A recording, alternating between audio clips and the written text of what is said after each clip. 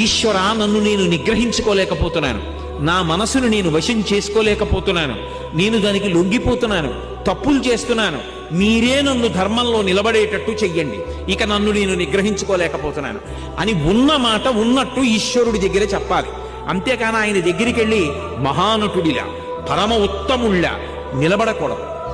తప్పు చేస్తే ఈశ్వరా, నిన్న తప్పు జరిగింది, ఈ తప్పు చేశాను, వేరొకసారి నా జీవితంలో ఇటువంటి తప్పు జరగకుండా, నేను ఉద్రేకం పొందకుండా నన్ను కాపాడండి అని నువ్వు